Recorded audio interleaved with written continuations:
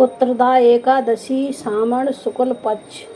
युधिष्ठिर ने पूछा, भगवान अब आप मुझे सावन माह के शुक्ल पक्ष की एकादशी की कथा सुनाइए। इस एकादशी का नाम तथा इसकी विधि क्या है?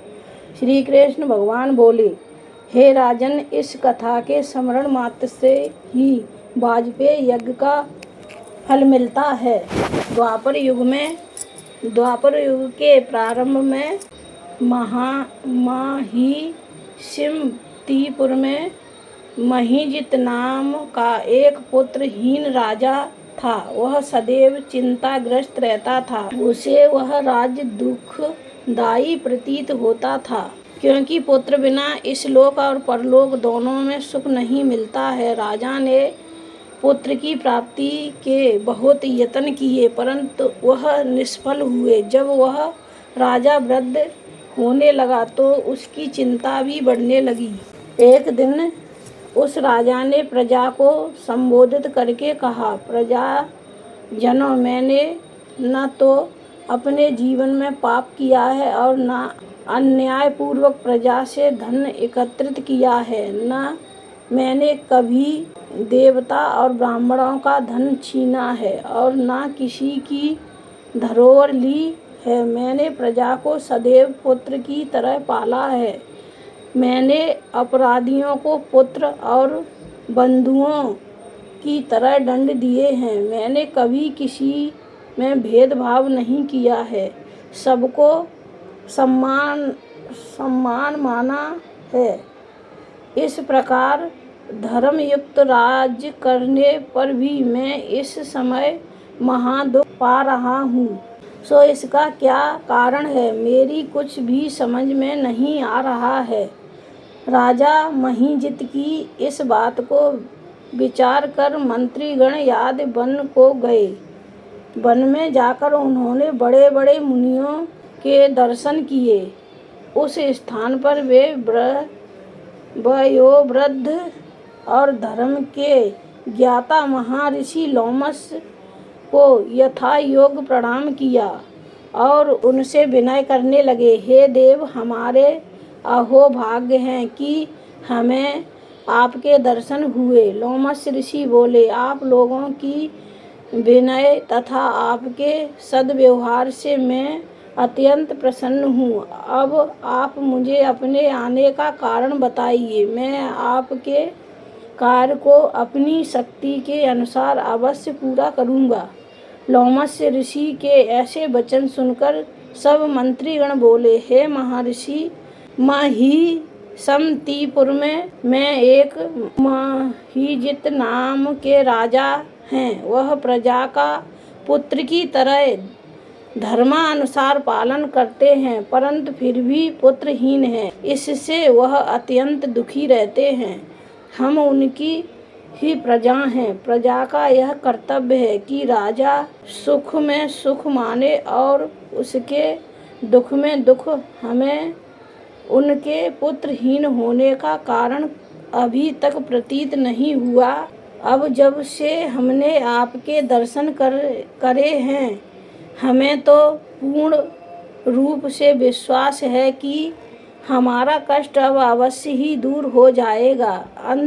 अब आप हमको राजा के पुत्र प्राप्त होने का उपाय बताइए। लोमश ऋषि ने एक क्षण के लिए नेत्र बंद किए और राजा के पूर्व जन्मों का विचार करने लगे। वे विचार करके बोले, प्रजावृद्ध राजा महीजित पिछले जन्म में अत्यंत निर्धन और बुरे कर्म किया करता था। यह एक गांव से दूसरे गांव में घूमता था। एक बार ज्येष्ठ मास के शुक्ल पक्ष की द्वादशी के दिन यह 2 दिन से भूखा था। दोपहर के समय यह एक जलाशय पर पानी पीने गया। वहाँ उसी समय की ब्याही हुई प्यासी गौ जल पी रही थी। राजा ने उसको डंडा दिया और स्वयं जल पीने लगा। इसलिए राजा को यह दुख भोगने पड़ रहे हैं। एकादशी के दिन भूखा रहने से उसको राज्य प्राप्त हुआ और प्यासी गौ को हटाने से पुत्र के वियोग का दुख भोगना पड़ा। मंत्रीगण बोले, महर्षि, शास्त्रों में ऐसा लिखा है कि पुण्य से पाप नष्ट हो जाते हैं, इसलिए कृपा करके आप राजा के पूर्व जन्म के पाप नष्ट होने का उपाय बतलाइए, क्योंकि इस पाप के क्षण होने से पुत्र रत्न की प्राप्ति होगी। लोमश ऋषि बोले, प्रजाजनों, यदि सावन माह की शुक्ल पक्ष की पुत्रदा एकादशी को तुम सब लोग व्रत करो और रात्रि को जागरण करो और उस व्रत का फल राजा को प्रदान कर दो, तो तुम्हारे राज्य में पुत्र रत्न प्राप्त होगा। मंत्री सहित समस्त प्रजा महर्षि लोमश वचनों को सुनकर प्रसन्नता पूर्वक अपने नगर को वापस आई। उन सब लोगों ने सावन मास के शुक्ल पक्ष की पुत्रदा एकादशी को विधि पूर्वक व्रत किया और द्वादशी को उसका फल राजा को दिया। उस पुण्य के प्रभाव से रानी ने गर्भ धारण किया और 9 महीने पश्चात उसके एक अत्यंत तेजस्वी पुत्र रतन पैदा हुआ। हे राजन, इसलिए इस एकादशी का नाम पुत्रदा एकादशी पड़ा। जो मनुष्य पुत्र रत्न को प्राप्त करना चाहते हैं, उन्हें इस एकादशी का व्रत विधिपूर्वक करना चाहिए। इस व्रत के प्रभाव से इस लोक में सुख और परलोक में स्वर्ग मिलता है।